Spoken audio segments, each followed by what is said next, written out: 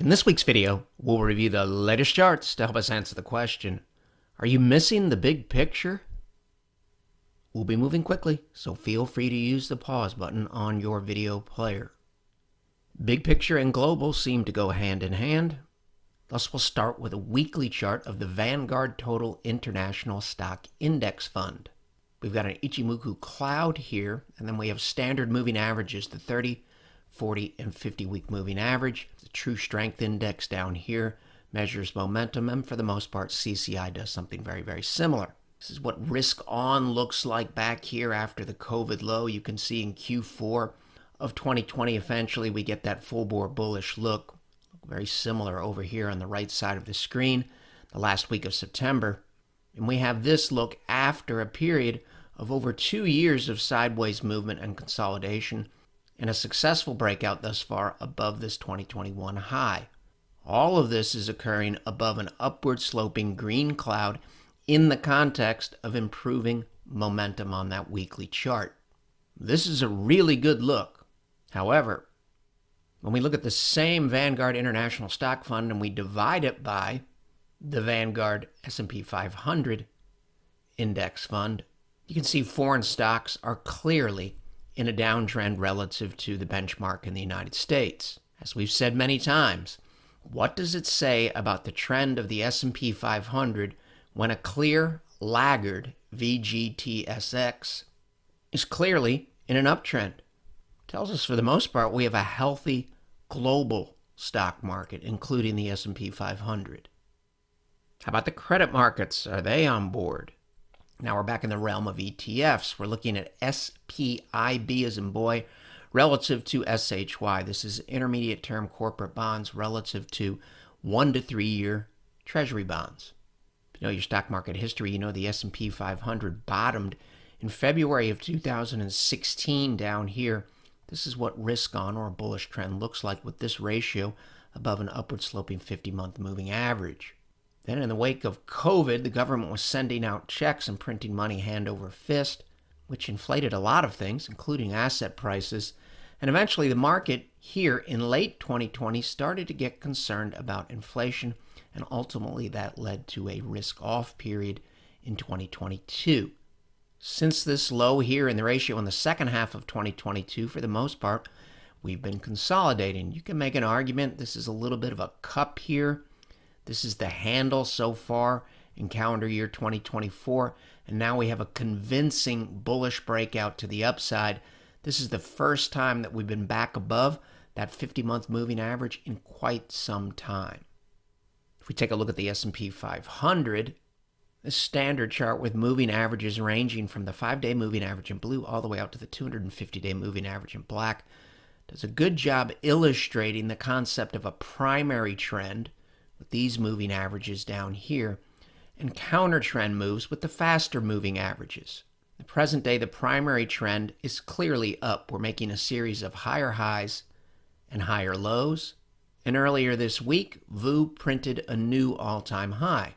And you can see even the shorter term moving averages, the 5-day, the 8-day, and the 12-day in green also have an improving look, implying that this counter trend move in this period of consolidation could be coming to an end, and we could be resuming the primary trend, which goes from the lower left to the upper right. S&P 500 weekly, last week of September, 200-week moving average in red. Then we've got the 30, 40, 50, the 20-week in orange here. This is the look that we want to avoid here in late 2021, early 2022. This is the transition back to risk on. Now we have a very healthy look on the weekly chart of the S&P 500, with most of this consolidation occurring above an upward sloping 20-week moving average in orange. More vulnerable is not equal to dead in the water. This is also a weekly chart. This is XLK, the S&P 500 tech sector relative to the S&P 500 or SPY. Similar situation.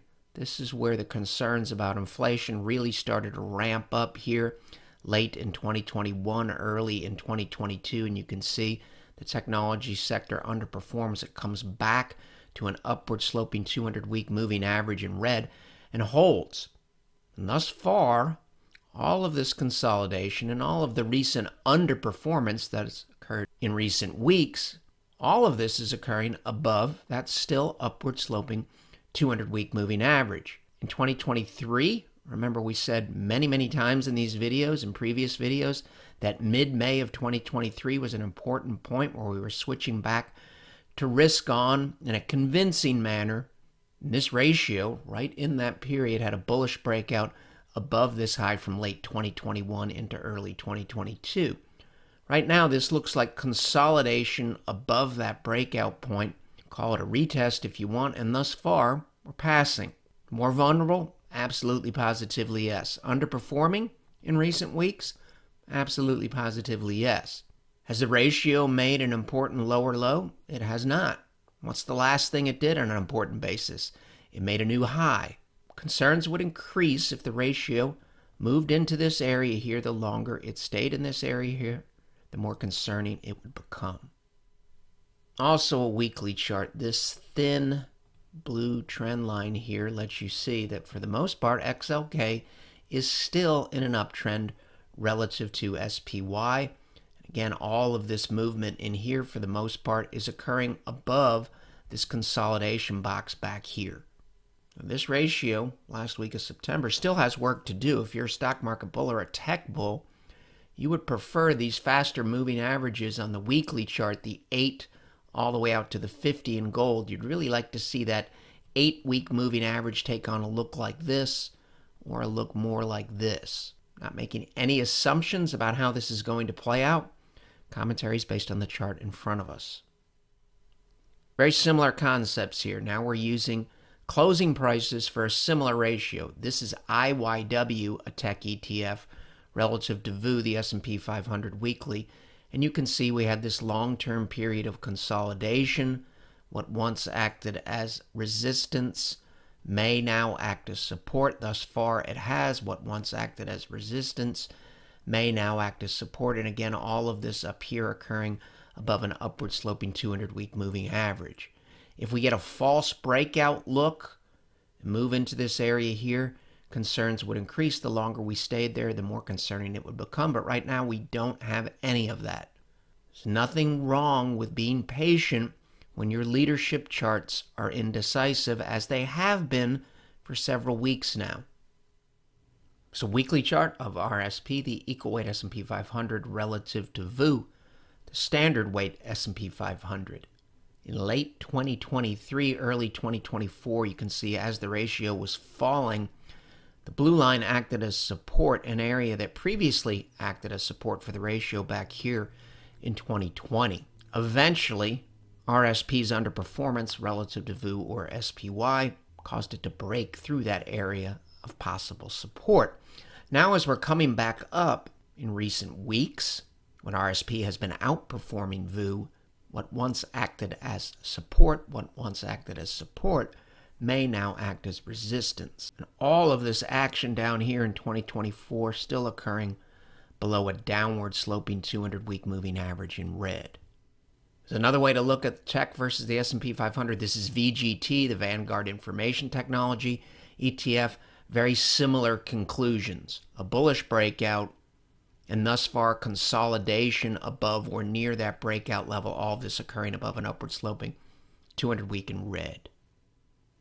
It's also relevant that in 2022, when tech was underperforming the S&P 500, value stocks were outperforming. This is SPYV, S&P 500 value relative to VU, the standard S&P 500 weights. We don't really have anything like that right now. In recent weeks, this looks like a counter trend move within the context of an existing downtrend.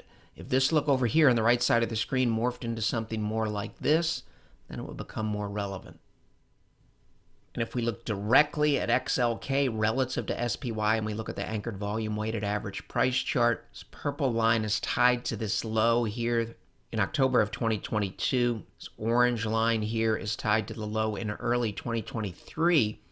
You can see the purple line comes up into this area here where we tested that area in August, then we made a higher low on the ratio, but nothing convincing yet. We're indecisive in here, and we're just going to have to see which way it breaks. It's easy to sit still on this question as long as this August 5th intraday low holds, and thus far it has. No question this ratio has gotten weaker between this point here and the present day. On the other side of the ledger, positive development for XLK, the daily cloud looks better than it has at any time since this peak here in July where tech outperformance ceased. If you look at the bullish boxes over here, we're checking all of them last week of September 2024 on the daily cloud. In terms of the most favorable look since the July peak, if we look at the S&P 500 in isolation on the daily cloud, we can say the same thing. This over here looks a lot better than this back here in August of 2024. How about the long-term market leader, semiconductors? SMH in the ETF world, this is a weekly chart. So far, we really haven't seen anything here with the weekly chart coming back to an upward sloping 40-week moving average here. Looks pretty similar to what happened in October of last year where this correction ended. See down here in October of 2023, weekly RSI recaptured that center line, trying to do something similar in the present day. A good next step would be for MACD here to take on a similar bullish cross look to what we saw in late October, early November of 2023. We'll see how it unfolds. But thus far, all of this action here in weekly MACD is occurring above the center line, implying that this is a counter trend move within the context of an existing uptrend until proven otherwise. Also an improving look on the triple Qs in isolation, the NASDAQ 100 ETF, moving averages here from the 8-day all the way out to the 138-day moving average, and an improving look here on momentum as well. Relative to recent weeks, this is the best the triple Qs have looked on the daily chart in quite some time. Weekly chart of the triple Qs, full bore bullish look up here with price and the moving averages. Also have an improving look on slow stochastic down here, momentum, and are trying to turn back up look on weekly MACD. Hard to make an argument that this in here looks radically different from this in here, which is October of 2023. Growth stocks, which also speaks to growth tech leadership relative to, let's say, equal weight and value leadership. This is SCHG as in George. Large cap growth stocks. This is the peak here where outperformance ended in July. We've broken that downward sloping trend line. That's step one. We made a higher low here relative to this low. And now, recently, last week of September, we've made a higher high, step three, above this high. It speaks to improving odds that this corrective period is ending, and at the same time, the 5-day moving average in green has returned to the top of the moving average stack. Logically, if a recession were right around the corner and a big hit to corporate earnings was right around the corner, we wouldn't expect the ratio of the total stock market, VTI, relative to 3 to 7 year treasuries, IEI, to be completing the same 3 steps, telling us from a probability perspective, this corrective period in here once again could be coming to an end. If we were going to go into a recession and the Fed were going to cut rates numerous times and at a rapid pace, most likely corporate earnings would take a hit. You really wouldn't want to own stocks. And the Fed would most likely lower rates in bigger chunks and at a faster rate, and that would help IEI or Treasury bonds.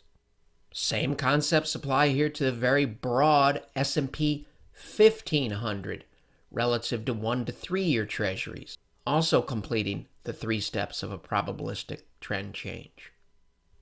It wouldn't make sense that high yield bonds are breaking out of this box if we were going to go into a recession.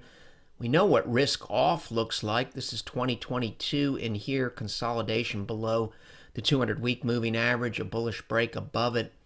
Q4 of 2023 right here. And since then, we've gone on to exceed these highs from late 2021. And thus far, we're holding a successful bullish breakout above an upward sloping 200-week moving average. This is the chart of HYG as in George in isolation. Here's another way to look at that all-important value relative to growth question. 2022 here. This is January of 2022. You can see VTV relative to VUG pops rapidly above the moving average stack, ranging from the 20-day in blue all the way out to the 250-day in black. If the present day morphs into something like this, concerns would increase. We do have an improving look in the present day, but for the most part, it appears that this downtrend in the ratio is still intact. We would learn something if the ratio moves into this area. The longer it stays there, the more relevant it would become. If this starts to look more like this again, concerns about a leadership flip would increase. Same ratio, VTV relative to VUG on a monthly chart. Hard to make an argument that this trend has flipped in any meaningful way during the last week of September. Do the charts that we have in hand today align with the theory that housing from a demographic and supply perspective has some positive drivers? The answer is yes. Last week of September, XHB home builders relative to RSP, the equal weight S&P 500. This is the ratio back in 2007. A lot of indecisive sideways movement. A bullish breakout late in 2023, and thus far we're holding that breakout above these levels here, and all of that is occurring above an upward sloping 50-month moving average in blue. So again, this is XHB in the ETF world relative to RSP. Similar situation if we look at ITB relative to RSP. And a similar situation if we look at ITB home builders relative to SPY, the equal weight S&P 500. So all three of these charts are looking at home builders relative to a form of the S&P 500. We have a similar breakout here, and we also have a similar breakout here in September of 2024 with the ratio staying above this area here that acted as resistance all the way back in this area here in 2008. Are institutions preparing for a recession and bear market? Said another way, are they migrating to defensive positions? The chart of XLP, defensive staples relative to SPY, the S&P 500. The monthly chart during the last week of September says not yet. This really doesn't look anything like this turn here in Q4 2007, early 2008. Similar concepts here, SP low volatility stocks in the S&P 500 relative to the standard S&P 500. 2016, the ratio drops below the 200-week moving average in red.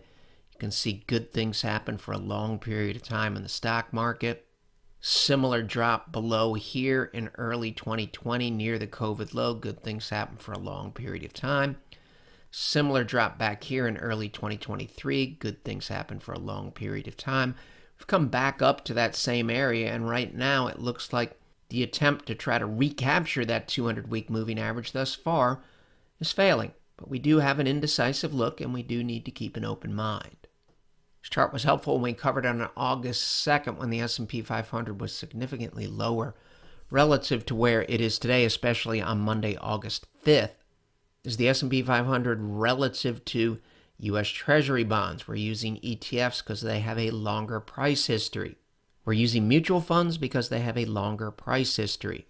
This is the peaking process as the dot-com bubble is de-inflating. In that instance, the Fed raised interest rates 3 times early in the year 2000.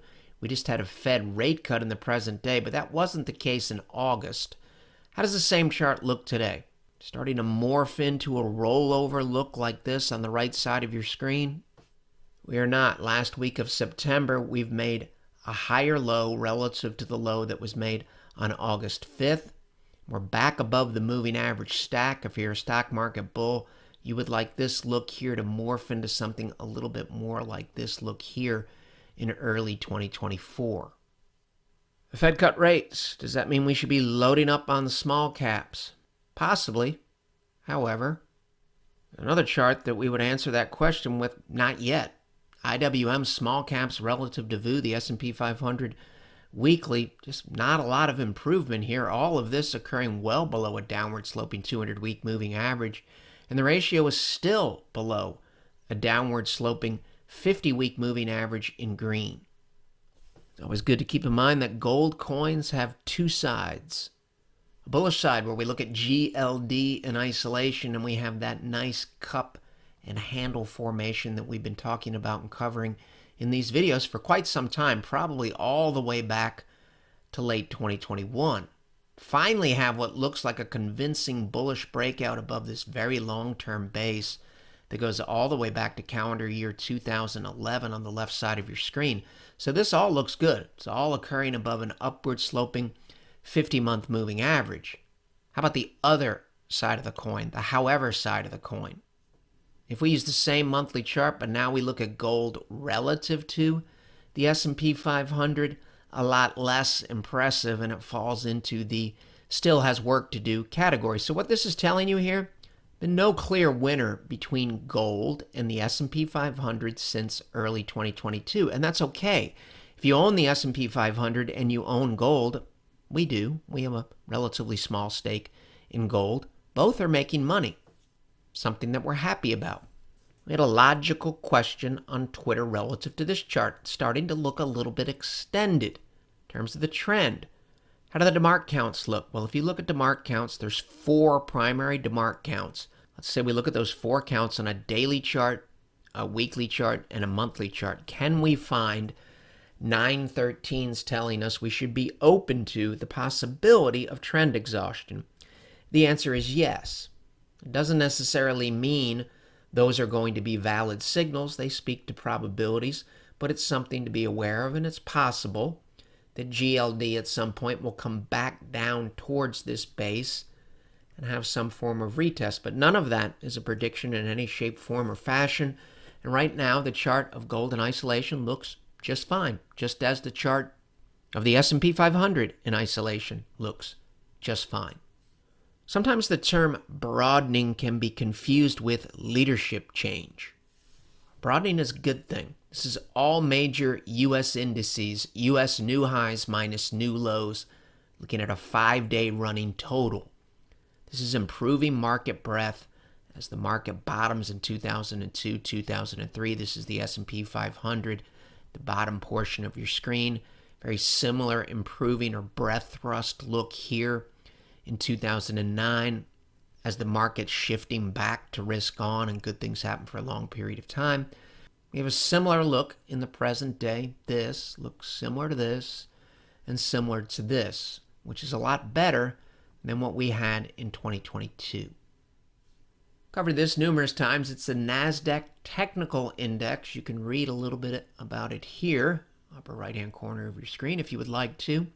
If we were to look at this chart objectively, the present day, where the 30, 40, and 50-week moving averages came down to an upward sloping 200-week moving average, and the data set held and everything was turning up in a tight cluster, you can make an argument it's somewhat similar to this look here in 2016. The stock market did extremely well and had a strong trend in 2017. So this looks like this, and the present day here also looks similar to this look here. And stocks did extremely well in 2013, 14, and into May of 2015. It's very, very difficult to look at this chart and twist it around in a bearish manner. This is what bearish looks like. This is Q1 of 2008. Also noteworthy that institutional portfolios have the biggest underweight position, yes, underweight position ever in NVIDIA. That comes from CNBC on September 25th, 2024. There's the bottoming process here in October, early November of last year in the NASDAQ 100 index. You can see momentum with the True Strength Index gets a bullish cross in November of last year. Momentum looks like it's trying to turn up, but we have a similar look as far as price goes, and we still have a full-bore bullish look. This looks similar to this in Q4 of last year. Broad S&P 1500 index. This is the bearish rollover look that we would like to avoid in 2022. This is the present day, 2024. Once again, this broad market chart looks fantastic, but it really hasn't done anything yet to flip the leadership. It's still on a clear downtrend relative to the S&P 500, and still in a downtrend here relative to the NASDAQ 100. Moral of the story, if this chart looks this good, then this says the chart of the NASDAQ 100 has to look pretty good too, and the chart of the S&P 500 has to look pretty good too. Exact same argument here. Midcap. This is a fantastic looking chart. The S&P 400 Midcap Index in isolation, still underperforming and still in a downtrend relative to the S&P 500. Same can be said for the Midcap 400 relative to the NASDAQ. It looks this miserable on a relative chart and this great in isolation. Technical analysis, for the most part, is about identifying subtle shifts on charts. And those subtle shifts help us identify subtle shifts in human behavior. Here's a great example. The dynamic software Intella index has been going absolutely positively nowhere since 2022 back here. Failed near the 200-week moving average in 2022. Failed near the 200-week moving average in 2023. And failed near that same 200-week moving average in March of 2024. And suddenly, this looks different. And this looks better. Multiple weekly closes above that same 200-week moving average. In the chart of the broad Dow Jones Composite, much broader than the Dow Jones Industrial Average, it's a daily chart. It looks fantastic. That is a good-looking chart. We've been holding a bullish breakout above a long-term base for several weeks now. Couple that with an improving look on the shorter-term chart of the NASDAQ. This is the 8-day moving average in blue all the way out to the 50-day moving average in green. And we, too, have completed step 3, step 1, step 2, step 3 of the 3 probabilistic steps for a trend change. Using baseball terminology, this trend here is a no-doubter bullish trend. Leadership, that's a lot different. Evidence that we have in hand says tech and growth are still your long-term leaders. More vulnerable? Yes. We'll see how it unfolds. In this environment, we're better off just relaxing and slowing down. The do-nothing alternative when markets are indecisive relative to leadership or trends is always an option. Taking action, trading, shifting our allocations does not always equate to improvement. In fact, many times it destroys value. Thus, sitting still during periods of uncertainty is a skill that we constantly need to work on. When we have charts like this, and charts like this, and weakness that looks like normal consolidation and counter-trend activity, patience is a good thing, and patience works well in bull markets. Outperforming every day, every week, every month is not even close to a realistic goal. Under our approach, our goal is to stay with the long-term leaders, and if those leaders shift, then we have to acknowledge that. All trends have counter-trend rallies, including leadership trends. 100% normal and to be expected. Volatility is a normal part of all trends and all markets, even strong bull markets. And if we just remind ourselves that we're clearly in a bull market, it's a lot easier to implement these concepts up here.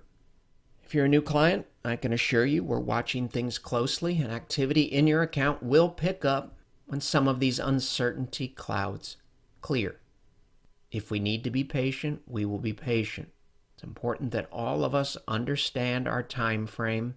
And if we're long-term investors, the reality is the daily swings mean little relative to our long-term goals. And we all know the only way that we can use all of this effectively is if we head into next week and every week with that flexible, unbiased, and open mind. The material in this video has no regard to the specific investment objectives, financial situation, or particular needs of any viewer. This video is presented solely for informational purposes and is not to be construed as a solicitation or an offer to buy or sell any securities or any related financial instruments, nor should any of its content be taken as investment advice. Any opinions expressed in this video are subject to change without notice, and Shivako Capital Management, LLC, or CCM, is not under any obligation to update or keep current the information contained herein. CCM and its respective officers and associates or clients may have an interest in the securities or derivatives of any entities referred to in this material, CCM accepts no liability whatsoever for any loss or damage of any kind arising out of the use of all or any part of this material. We recommend that you consult with a licensed and qualified professional before making any investment decision.